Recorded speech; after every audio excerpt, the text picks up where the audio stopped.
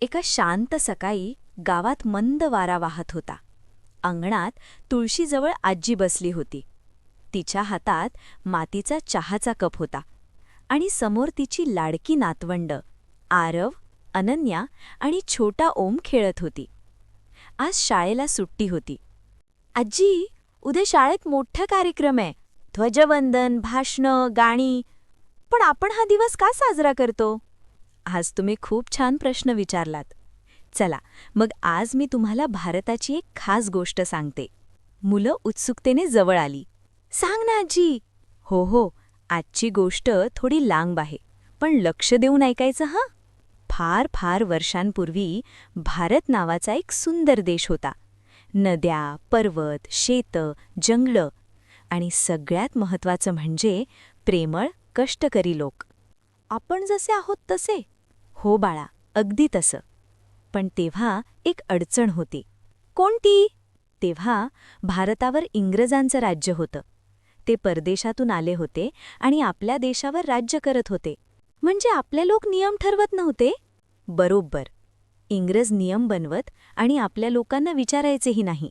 भारताचे लोक हे सगळं सहन करत होते. पण त्यांच्या मनात एक विचार होता. हा आपला देश आहे. आपणच आपला देश चालवायला हवा. मग त्यांनी लढा दिला ना? हो बाळा. कोणी आंदोलन केलं, कोणी तुरुंगात गेलं, कोणी आपल्या प्राणांची आहुती दिली. त्यांना त्रास झाला असेल ना? हो, खूप त्रास झाला. पण देशासाठी त्यांनी सगळं सहन केलं. आणि मग 1947 साली भारत स्वतंत्र झाला. सगळीकडे आनंद, झेंडे, फटाके, घोषणा, भारत माता की जय. मग झालं सगळं? नाही ग बाळा.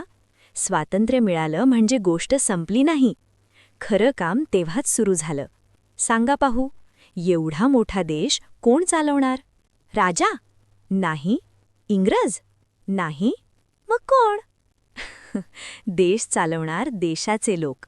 भारताला राजाराणी नको होते. भारताला हवा होता लोकांचा देश.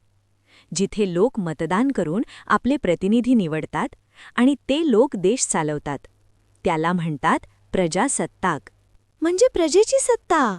अगदी बरोबर. पण देश चालवायला काय लागतं? नियम. हो. मग डॉक्टर बाबासाहेब आंबेडकर आणि अनेक हुशार लोक वर्षानुवर्षे बसून एक मोठं नियमांचं पुस्तक तयार केलं. त्यालाच संविधान म्हणतात.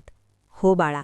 संविधान म्हणजे सगळ्यांना समान हक्क, समान न्याय आणि समान संधी देणारं पुस्तक. 26 जानेवारी 1950 रोजी हे संविधान भारतात लागू झालं आणि त्या दिवशी भारत बनला प्रजासत्ताक देश. म्हणून आपण 26 जानेवारी साजरा करतो. आपण लहान आहोत, पण आपण देशासाठी काय करू शकतो? स्वच्छता ठेवू शकतो, खरं बोलू शकतो, नीट शिकू शकतो.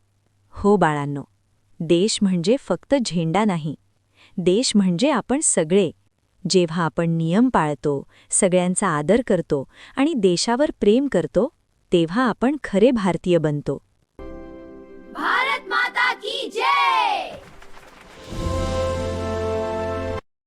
आणि त्या अंगणात देशप्रेमाची शांत सुंदर भावना पसरली. Hey friends, please share this video. Bye bye.